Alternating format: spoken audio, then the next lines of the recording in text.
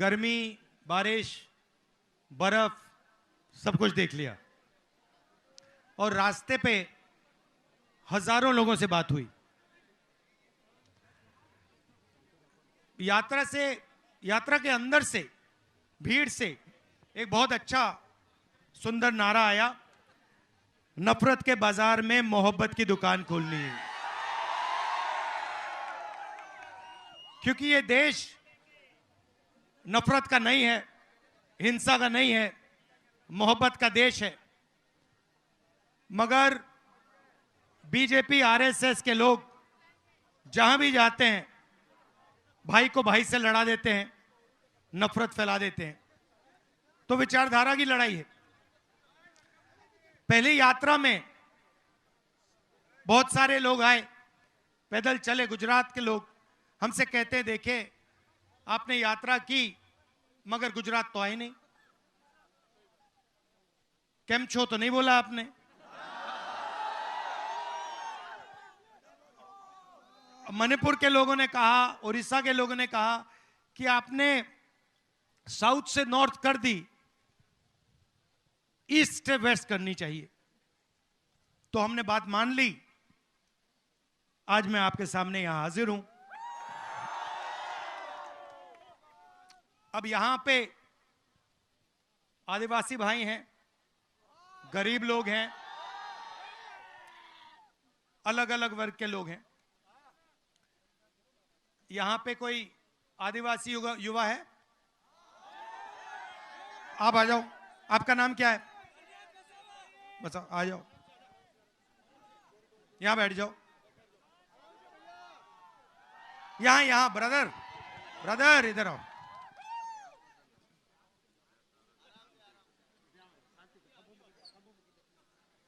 उस पे, हाँ। तो मुझे बताओ, देश में आदिवासियों की कितनी आबादी है? सर आदिवासी हिंदुस्तान में आदिवासी कितने? सर ज्यादा है और मूल निवासी है। आदिवासी के लिए आपने सर बोला जल, जंगल और जमीन। नहीं भाई, सवाल का जवाब दो। ये उल्टा सीधा नहीं, सवाल का जवाब दो। सवाल क्लियर है। हिंदुस्तान में आदिवासियों की कितनी आबादी? अगर नहीं जानते क्या तो नहीं जानता। नहीं सर, 30% तो है। 30% नहीं है। आदिवासी हिंदुस्तान में 8% है। ठीक है, ये आप नंबर याद रखो। तो 8% अगर आपकी आबादी है तो कम से कम कितनी हिस्सेदारी होनी चाहिए? 8% है तो हमारी सर संविधान के हिसाब से 8% तो बनती है। तो कम से कम, अगर आप कम से कम करें तो अगर आपकी आबादी 8% है तो आपकी भागीदारी भी 8% होनी चाहिए। सही, गलत? ये एम्बुलेंस है क्या भैया? एम्बुलेंस है, इसको निकलवा दो।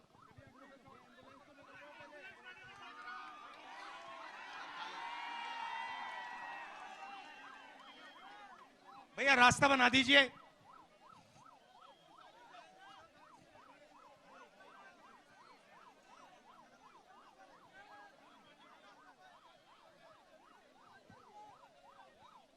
तो आपकी भागीदारी 8%। अच्छा, पिछड़े कितने हैं हिंदुस्तान में? पिछड़े लोग कितने हैं? 50%। दलित कितने? 15। माइनॉरिटी कितने? 15। गरीब जनरल कास्ट के कितने लोग? 5%। तो सब जोड़ो तो 90% हो जाता है। ठीक है, मगर अभी मैं आदिवासियों की बात करता हूं। हिंदुस्तान की सबसे बड़ी कंपनियों की लिस्ट निकालो। 200 सबसे बड़ी कंपनियां जो हिंदुस्तान के धन को कंट्रोल करती हैं, नाम आपने सुने होंगे। पहले नंबर पे कौन है? अदानी। दूसरे नंबर पे कौन है? आप जानते हो, नाम जानते हो? 200 हैं। उनकी मालिकों के लिस्ट में आदिवासियों के कितने नाम? एक नाम है, एक नाम नहीं है। मीडिया में, मीडिया की कंपनी में, मीडिया के बड़े बड़े जो रिपोर्टर हैं उनके लिस्ट में आदिवासी कितने? कभी देखा आपने टीवी पे? पिछड़े वर्ग का कोई देखा? आदिवासी का ही देखा? दलित देखा? तो 200 सबसे बड़ी कंपनियों में 90% का कोई आदमी नहीं, मीडिया में 90% का कोई आदमी नहीं। सही? प्राइवेट अस्पतालों में आप जाते हो, सर्जरी होती है, पैसा देते हो, लाखों रुपए देते हो, जेब से देते हो ना। प्राइवेट अस्पतालों के मालिकों में आदिवासी कितने? कोई नहीं। पिछड़े कितने? दलित कितने? गरीब जनरल कास्ट के कितने? ठीक है, चलो कॉलेज यूनिवर्सिटी की बात करते हैं। प्राइवेट कॉलेजेस जो है, बड़े बड़े यूनिवर्सिटियां हैं, इनके मालिकों में आदिवासी कितने? दलित कितने? पिछड़े कितने? तो आप हो कहां? आप हो 8%, पिछड़े 50%, दलित 15%, माइनॉरिटी 15%, 90% है आपकी आबादी। आप हो कहां? भागीदारी कहां है आपकी?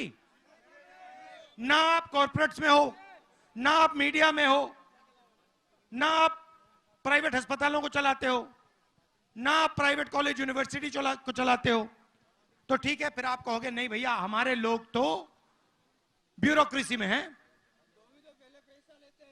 ब्यूरोक्रेसी में है हमारे लोग। दिल्ली की सरकार को, हिंदुस्तान की सरकार को 90 लोग चलाते हैं, आईएएस अफसर हैं। उनकी लिस्ट मैंने निकाली जो हिंदुस्तान के बजट को बांटते हैं। मतलब ये सड़क का पैसा जो आता है ना, वो लोग निर्णय लेते हैं। नेशनल हाईवे बनती है, वहां पे वो लोग निर्णय लेते हैं कि भैया इतना पैसा हम गुजरात की नेशनल हाईवे में डालेंगे, सेना में इतना जाएगा, स्वास्थ्य में इतना जाएगा। ये 90 लोग डिसीजन लेते हैं। नरेंद्र मोदी नहीं लेता, ये 90 लोग लेते हैं। इनमें से आदिवासी कितने? एक है। मैंने चेक किया, एक बंदा है, उसको कोने में बैठा रखा है।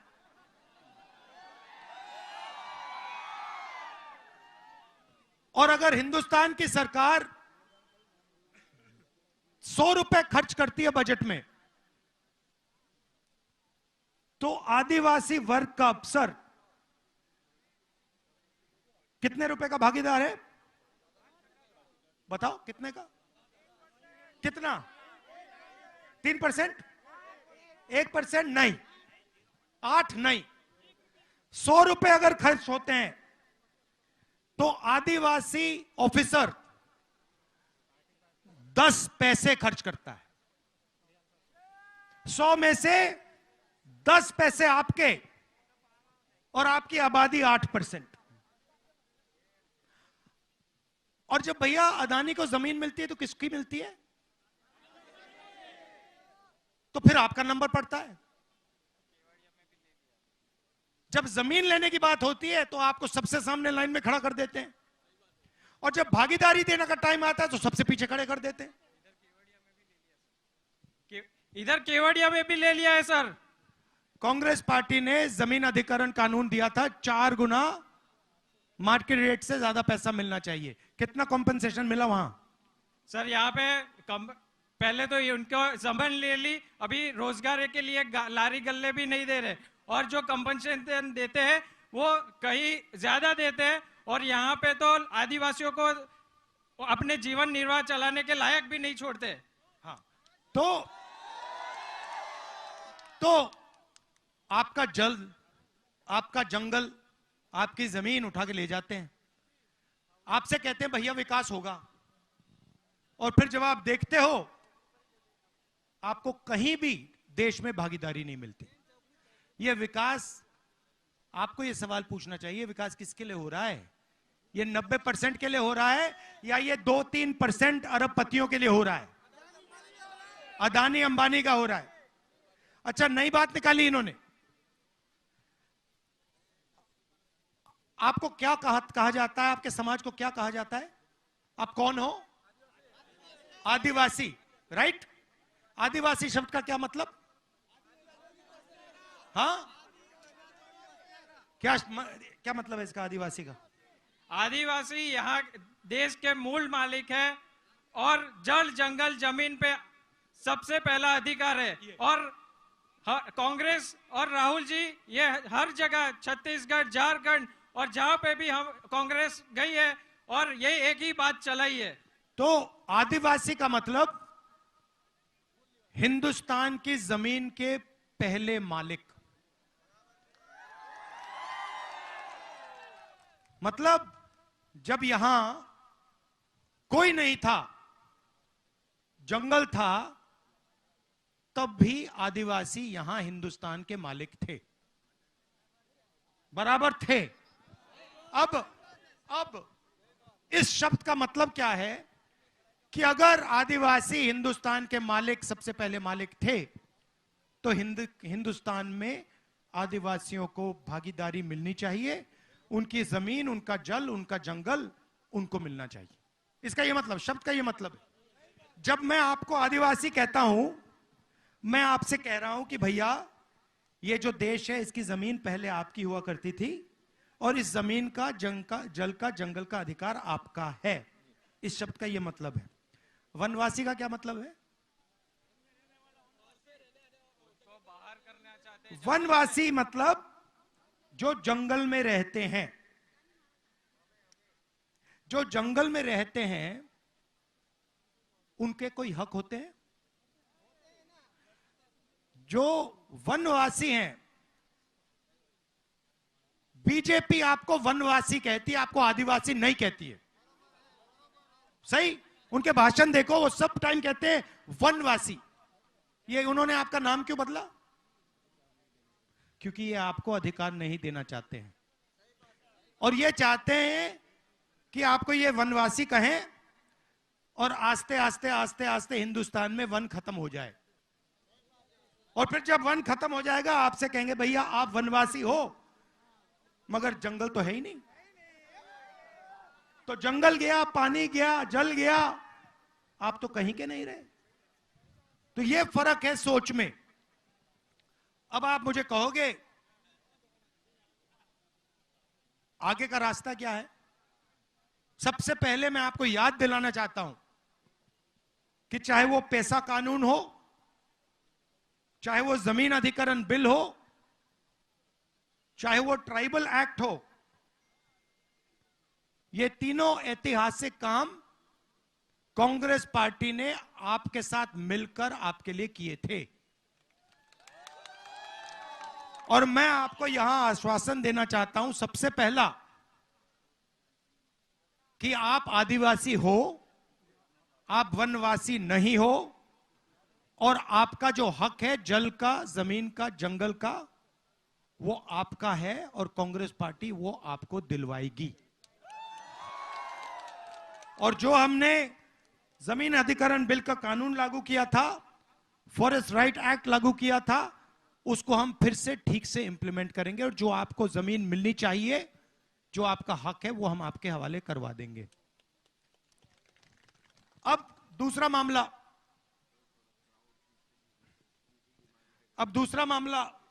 इस साइड। भैया बैठ जाइए, नीचे नीचे बैठ जाइए। दूसरा मामला भागीदारी का। सबसे पहला कदम, नहीं बैठो रहो, बैठो। सबसे पहला कदम, बैठो पूरा। सबसे पहला कदम, ये 90% हैं कौन जिनको देश में भागीदारी नहीं दी जा रही है? ये हैं कितने और ये हैं कौन? आपको कभी चोट लगी है? हाथ में, पैर में कभी चोट लगी? लगी थी सर। लगी है। अस्पताल गया हूं। डॉक्टर ने आपसे कहा कि भैया चोट लगी तो एक्सरे करते हैं? जी। एक्सरे क्यों कराया जाता है? अंदर की जख्म जानने के लिए। तो ये तो सबको मालूम है कि हिंदुस्तान में गरीबों के दिल के अंदर जख्म है, राइट? सब जानते हैं कि अदानी का 16 लाख करोड़ रुपया, अदानी अंबानी जैसे लोगों का 16 लाख करोड़ रुपया कर्जा माफ हो जाता है, किसान का कर्जा माफ नहीं होता, आदिवासी का नहीं होता, सब जानते हैं। मगर डेटा का जमाना है, 21वीं सदी है, किसी को यह नहीं मालूम कि चोट कैसी लग रही है, कितनी लग रही है और किसको लग रही है। मैंने इनसे पूछा, आदिवासी युवा है, इंटेलिजेंट लड़का है, मैंने इनसे पूछा भैया देश में आदिवासी कितने? जवाब नहीं दे पाए। और नहीं, आपकी गलती नहीं है, आपकी गलती नहीं, बताया नहीं जाता, वो आपको बताना नहीं चाहते कि आप कितने हो। पिछड़ों को, दलितों को, आदिवासियों को बताना नहीं चाहते, नहीं तो प्रॉब्लम हो जाएगा उनका। डरते हैं, किस चीज से डरते हैं? गिनती से डरते हैं, जाति जनगणना से डरते हैं। जाति जनगणना से क्या होगा? सबको पता लग जाएगा भैया आदिवासी कितने, दलित कितने, पिछड़े कितने, जनरल कास्ट के कितने। उसके बाद एक सेकंड भैया, जाति जनगणना के 2 कदम हैं। पहला कदम सब जातियों की गिनती, और दूसरा कदम इकोनॉमिक सर्वे, इकोनॉमिक और फाइनेंशियल सर्वे। मतलब ये आदिवासी वर्ग है, हिंदुस्तान की सब संस्थाओं में आदिवासियों की कितनी भागीदारी है। यहां पे ये जो सड़कें बन रही हैं, आप जानते हो कि गुजरात में 30 कॉन्ट्रैक्टर हैं, क्या कहते हैं उनको? ट्रिपल ए, क्या कहते हैं उनको? Double A class. उनके जेब में आपके जीएसटी का पैसा जाता है। यह सड़क किसने बनाई आप जानते हो? नहीं, आपके जीएसटी ने बनाई है। आपके जेब में से पैसा निकालकर 30 कॉन्ट्रैक्टर को दिया गया है। 30 कॉन्ट्रैक्टर में से आपको एक दलित, एक पिछड़ा, एक आदिवासी नहीं मिल सकता। लिस्ट निकाल के देख लो, नहीं मिलेगा। आपका पैसा है, आपके जेब से जा रहा है। ये आपने चश्मे पहने हुए, हीरो लग रहे हो बॉलीवुड के। ये आपने चश्मे कितने के खरीदे? 600 के ना? नाम क्या आपका? रोहित जी, आपने 600 रुपए के खरीदे ना? ये चश्मे दिखाना जरा मुझे।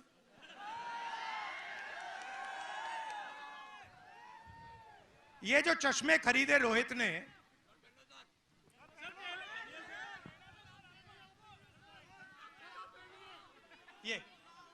ये जो खरीदे, ये 600 रुपए के खरीदे, इसमें जीएसटी कितनी लगी आपकी? 28%। अच्छा, अगर यही चश्मा अदानी खरीदता तो उसके कितने लगते? 28। जितना आपने जीएसटी में पैसा दिया उतना अदानी देता है। आपकी आमदनी कितनी है? आपकी आमदनी 50,000 मंथली, उसकी कितनी है? गिनती के बाहर है। तो जिसकी आमदनी गिनती के बाहर है और आपकी 50,000 रुपए है, दोनों एक जैसा जीएसटी क्यों दे रहे? वाह, बात समझ आई? आपके जेब से चोरी हो रही है। किसके जेब से? 90% के जेब से, किसान के जेब से, मजदूर के जेब से, आदिवासी, दलित, पिछड़े, इन लोगों के जेब से। पैसा जाता कहां है? वही 5-10% के लोगों के जेब में। उसको विकास कहते हैं। बीजेपी उसको विकास कहती है। भैया तुम्हारी जेब से जीएसटी का पैसा निकालेंगे, अदानी के जेब में डालेंगे, इसको हम विकास कहते हैं। यह विकास नहीं है, इसको चोरी कहा जाता है। विकास का मतलब इन संस्थाओं में 90% की भागीदारी। तो जाति जनगणना और इकोनॉमिक सर्वे के बाद पता लग जाएगा, पूरे गुजरात को पता लग जाएगा कि सड़कों का जो पैसा जा रहा है उसमें 1 रुपया ना आदिवासी को जाता है, ना दलित को जाता है, ना पिछड़ों को जाता है, ना किसी को जाता है। आप फसल बीमा योजना देखो, मैंने आंकड़े निकाल रखे हैं। फसल बीमा योजना का 35,000 करोड़ रुपए साल का लगता है। 10,000 करोड़ रुपया स्टेट की सरकार देती है। सुनो सुनो, अभी उसकी भी बात करूंगा। फसल बीमा योजना का पैसा कहां जाता है जानते हो? 16 कंपनियों के पास। 16 कंपनियों की लिस्ट निकालो, उसमें आपको एक दलित नहीं मिलेगा, एक आदिवासी नहीं मिलेगा, एक पिछड़ा नहीं मिलेगा। आप पैसा भरते हो, उनके बैंक अकाउंट में जाता है, खेत में नुकसान होता है, आपसे कहते भैया आपको तो पैसा ही नहीं देंगे। बराबर है ना? तो जाति जनगणना से यह सब पता लग जाएगा कि हिंदुस्तान का धन कैसे बटा है, किसके हाथों में है, कहां जा रहा है, कितने पिछड़े वर्ग के लोग हैं, कितने दलित, कितने आदिवासी, ब्यूरोक्रेसी में कितने हैं, बड़ी बड़ी कंपनियों में कितने हैं, मीडिया में कितने हैं, सब पता लग जाएगा। और यह हिंदुस्तान के लिए क्रांतिकारी कदम होगा। देखिए 70 साल पहले आजादी मिली, सही? आजादी में निर्णय लिया गया कि सबकी अब एक साथ प्रगति होगी। अब मैं सिर्फ यह कह रहा हूं कि 70 साल हो गए, अब एक एक्सरे कर लेते हैं, पता लगा लेते हैं कि भैया भागीदारी आज तक किसकी है, धन किसके हाथों में है, आदिवासियों के हाथों में है, कितना है, बड़ी बड़ी संस्थाओं में कौन लोग बैठे हैं, आदिवासी बैठे हैं, दलित बैठे हैं, कौन बैठे? दूध का दूध, पानी का पानी हो जाएगा। आपको पता लग जाएगा कि हमारा यहां पे 24 घंटा बेवकूफ बनाया जा रहा है, डेटा मिल जाएगा। उसके बाद हिंदुस्तान की सच्ची राजनीति शुरू हो सकती है। यह हम करना चाहते हैं। पहला कदम हमने अपने मैनिफेस्टो में लिखा है, जाति जनगणना, और ये जो 50% का रिजर्वेशन है, ये जो लिमिट डाल रखी है, इस लिमिट को हम हटा देंगे। समझ में आई बात? इसमें आदिवासियों को, दलितों को, पिछड़ों को, छोटे पिछड़े वर्ग लोगों को सबको फायदा होगा। बीजेपी कहती है किसानों को हम एमएसपी नहीं दे सकते। एमएसपी मतलब मिनिमम सपोर्ट प्राइस, कम से कम दाम। मोदी जी की सरकार किसानों को हाईवे पे रोकती है, कील ठोक के, दीवार बनाकर। सही बात है? वो क्या चाहते हैं? सिर्फ एमएसपी चाहते हैं। उन्होंने कहा देखिए, आप सब लोगों को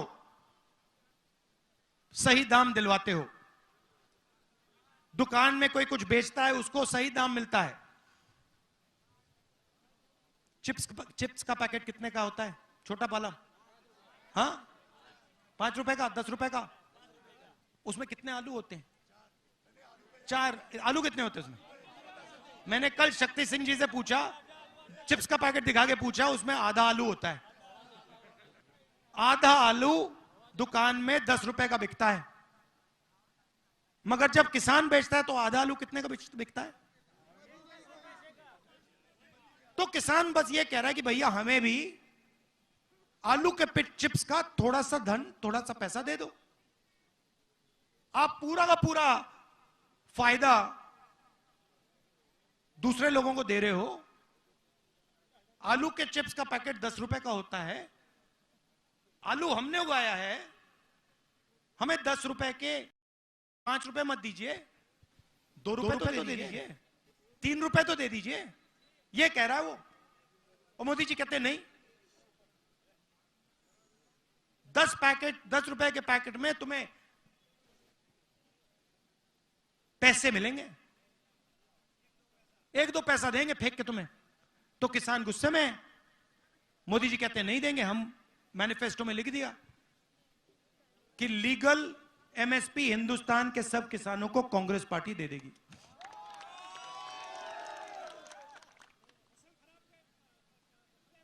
बोलो बोलो भैया, खुल के बोलो, ये बीजेपी की मीटिंग नहीं है, ये कांग्रेस वालों की है। हाँ,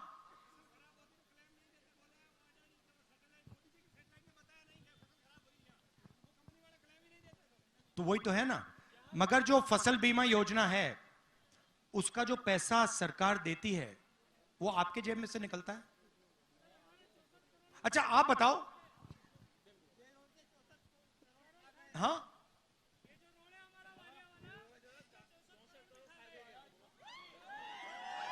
मोदी जी के बर्थडे पे बॉयड आ गया था सर। तो भैया अब देखिए, मैं आपसे एक सवाल पूछता हूं। ये देखिए मीडिया वाले खड़े हुए हैं यहां पे, देखिए उनकी ओर देखिए जरा। नमस्कार, कैसे हैं आप लोग? हेलो, मुझे एक बात बताओ, ये जो हैं, ये इन्होंने आदिवासियों की जमीन के बारे में कभी बोला टीवी पे? कभी इन्होंने किसान के बारे में बोला है टीवी पे? मजदूर का चेहरा कभी दिखाते हैं? क्यों नहीं? अदानी मीडिया, मोदी मीडिया,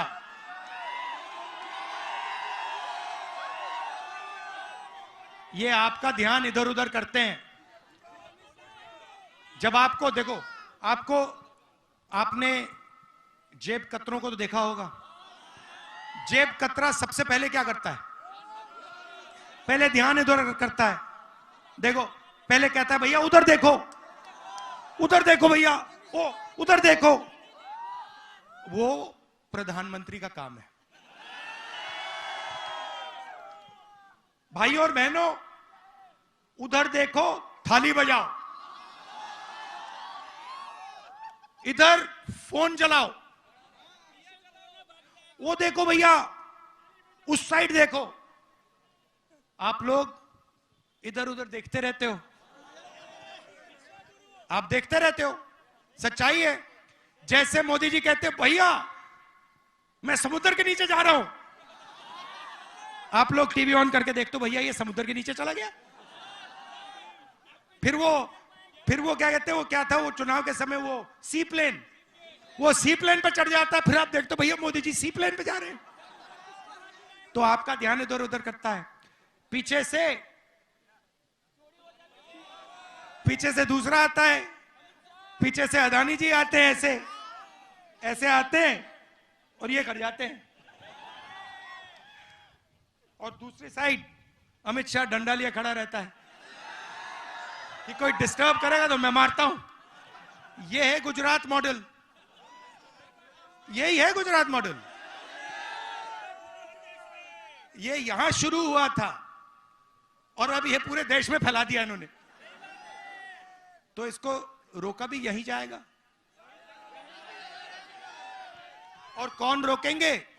आप लोग रोकोगे, गरीब लोग रोकेंगे, किसान, दलित, आदिवासी, पिछड़े, ये लोग रोकेंगे। सही बात है। और ये रुकेगा, देख लेना। मगर ये मत भूलिए, जाति जनगणना क्रांतिकारी कदम है, ये आपको छोड़ना नहीं है, ये छोड़ना नहीं है आपको। ये आपको, आपका ये दरवाजा खोल देगा, दीवार तोड़ देगा ये भूलिए मत मेरी बात। मेरा लक्ष्य है कि हिंदुस्तान का जो धन है, जो संस्थाएं हैं, उनमें हिंदुस्तान के सब लोगों को भागीदारी मिले। चाहे वो शिक्षा हो, स्वास्थ्य हो, बड़ी बड़ी कंपनियां हो, मीडिया हो। मेरी सोच है कि सब लोगों की भागीदारी होनी चाहिए, सब लोगों को जगह मिलनी चाहिए। और पहला कदम, क्रांतिकारी कदम जाति जनगणना है, फाइनेंशियल सर्वे है, इकोनॉमिक सर्वे है, भूलना नहीं है। एक बात अगर आप इस भाषण से अपने दिमाग में रखो तो यह है, जाति जनगणना को छोड़ना नहीं है, ठीक है। अब आखिरी बात बोलना चाहता हूं, कहां है? अच्छा, यहां पे ऐसे युवा हैं जो पहले आर्मी में जाना चाहते थे, कोई है यहां पे? ये देखो हाथ उठ गए, कहां है? क्या है ये? आप आर्मी मैन हो? अभी आर्मी में हो? भैया फंस जाओगे, निकाल देंगे तुम्हें। क्या नाम है आपका? आ जाओ आ जाओ, मैं तो सबसे बात कर लेता हूं।